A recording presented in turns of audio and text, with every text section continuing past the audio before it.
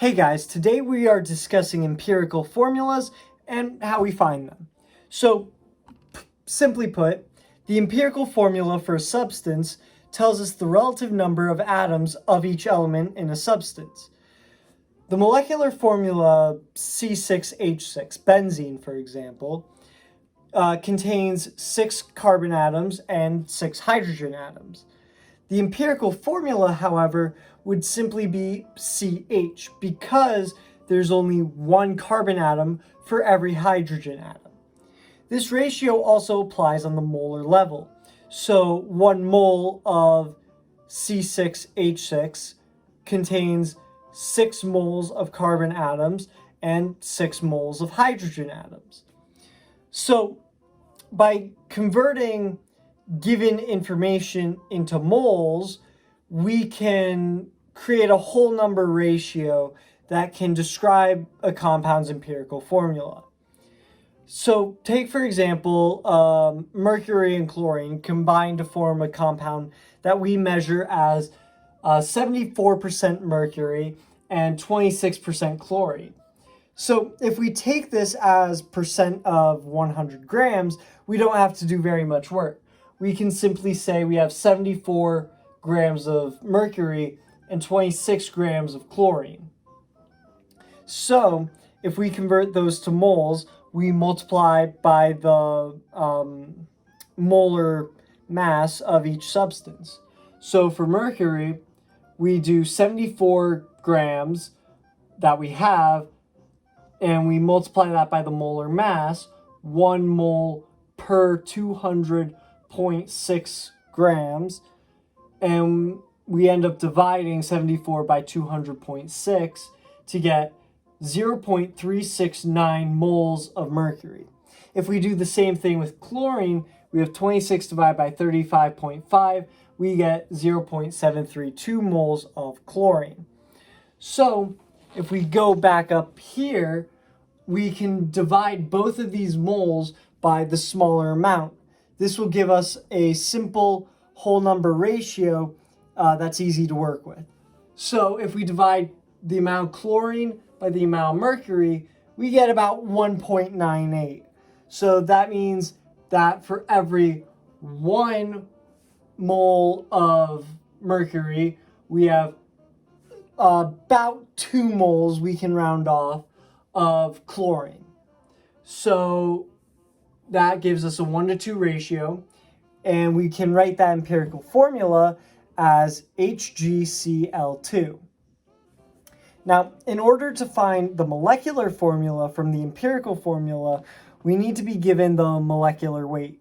So in this case, let's look at another formula, ascorbic acid. The empirical formula for ascorbic acid is C3H4O3. So if we first find the empirical mass, which would be 3 times carbon, 12, plus 4 times hydrogen, 1, plus 3 times oxygen, 16, we get about 88 atomic mass units for the empirical weight. And if our molecular weight is given at 176 atomic mass units, we can divide the molecular weight by the empirical weight to get a multiplier. In this case, we divide 176 by 88 to get a multiplier of 2, which means that we multiply each amount of substance in ascorbic acid by 2.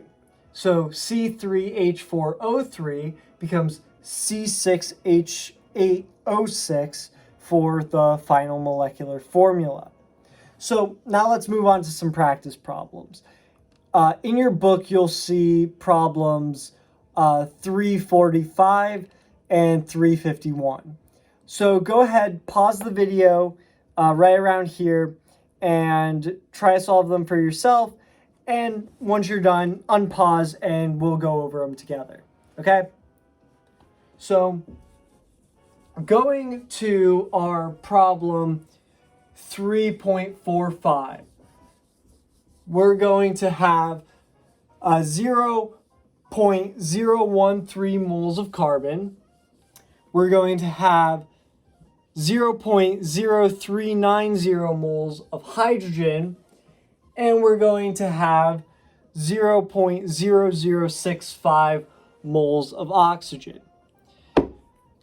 Which means if we multiply all that by the oxygen, we should get a simple whole number ratio for each number.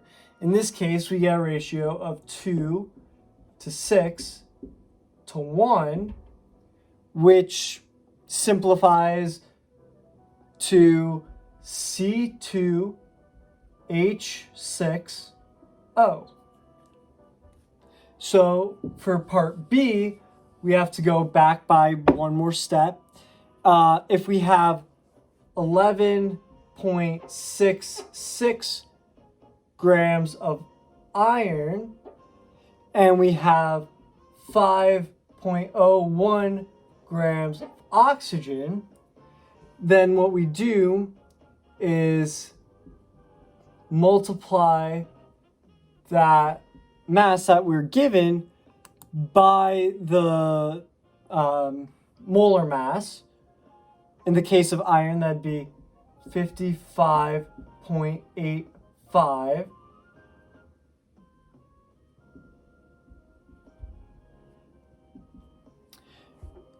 And we do the same thing with oxygen.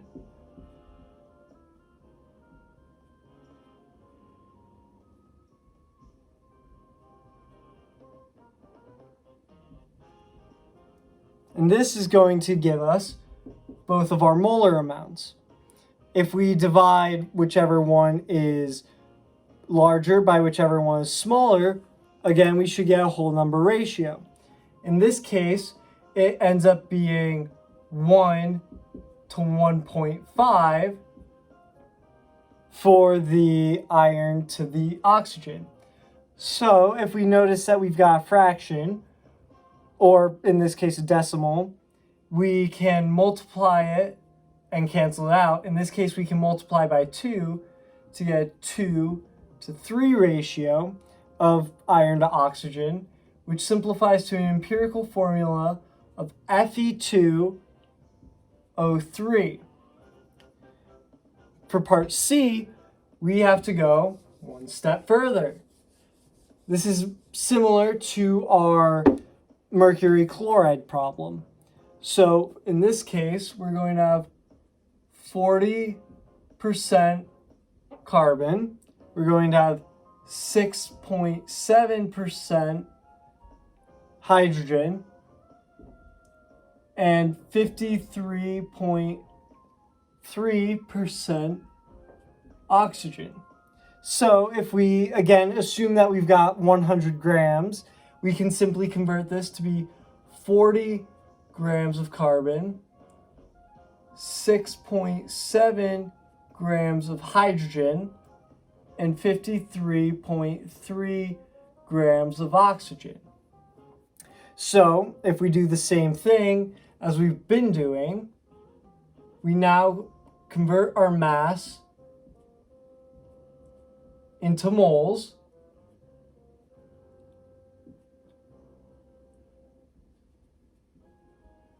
So 6.7, 1.1, and lastly 53.3 grams, 1 mole, 16.